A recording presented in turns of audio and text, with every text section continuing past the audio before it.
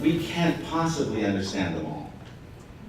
So there will inevitably be ramifications that fall outside of our purview and our calculations and the kind of implications that we don't anticipate. But so much of what we did, you have to, like, if you think back and you go to the Ford Museum in Detroit, you see extraordinary innovation around putting a motor and a wheel together for the first time so that you can move around, right, in a fast way. And it's like this delirious, distributed experiment with literally thousands of companies, thousands of groups of people trying to figure out how to do that. What they didn't anticipate was that they would produce hundreds of millions of them. And that ultimately they would suck the energy out of a mile under the Gulf of Mexico. I mean, they just didn't anticipate any of those kinds of things. They were trying to solve that one problem. What we're doing now is saying, let's push up several layers to start to understand the implications. Because we can actually run the numbers. We can see what's going to happen over the next 50 years if we do nothing. So we can actually know how many things we're going to produce, roughly, what the implication is going to be, how much of that we will capture. These are things that we can actually quantify and know within orders of magnitude. So I don't think we'll ever get to a perfect design, but we can go a long way.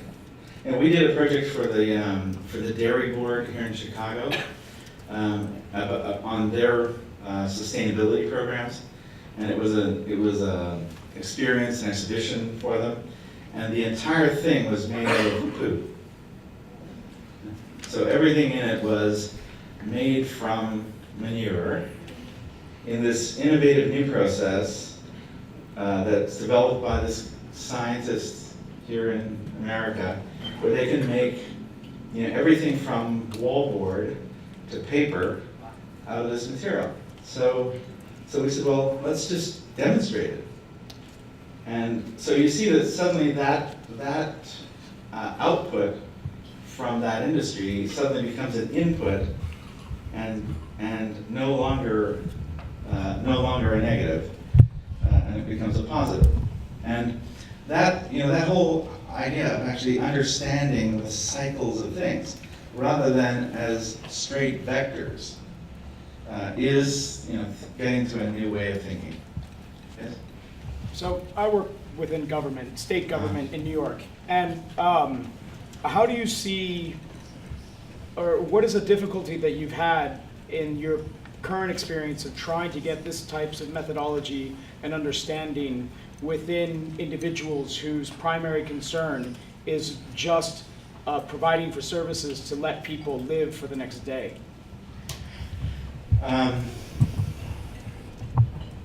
Well, it's a really great question. The question is, how does this apply in a condition where what we're trying to do, what the government is trying to do, is to have people live for another day. What we've seen is that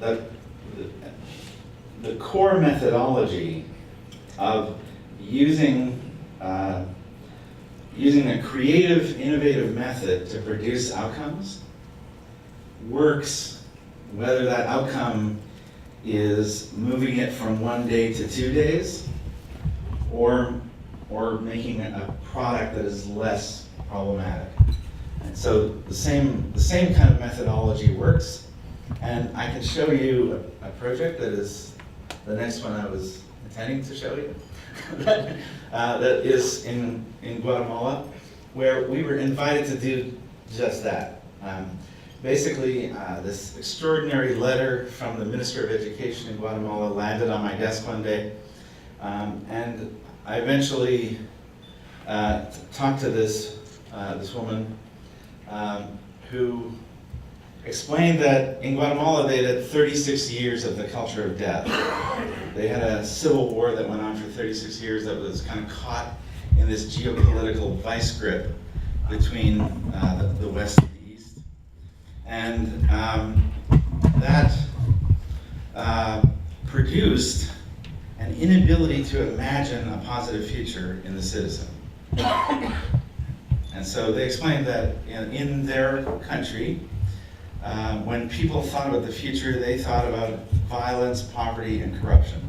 That those three images dominated their world. And they said, could we work on a way that would help to change that? That would help to introduce a way of imagining a positive future in that context. And one of the people that we met through Massive Change introduced this concept to us. And for me, this is one of the most powerful ideas that I've ever encountered.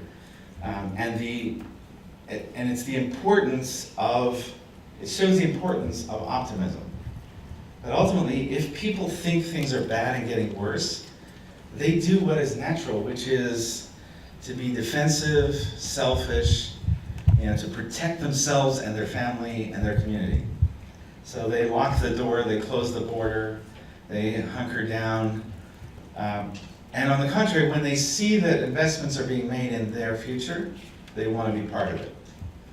So it's so important that when we do the things we do, that we do them in a visible way, that people understand what we're actually doing. And so we went down to Guatemala, and I had no experience with this. I had never been to Guatemala. I'd never done anything quite like this. But I said, look, I think that the methodologies that we have can be helpful. The first day that I was there, they took me to meet the vice president, and they said, this is Bruce, and he's going to redesign Guatemala. And I said, we need to have a talk right away, because that's not what I'm going to do. And if anybody else tells you that that's what they're going to do, you should run away from them. Because the only people who are going to do that are Guatemalans. And I have lots of tools that I can help you with. We can advance your work. But ultimately, it's your work. And you're going to do it. And you're going to do it here, and you're going to export it to the world.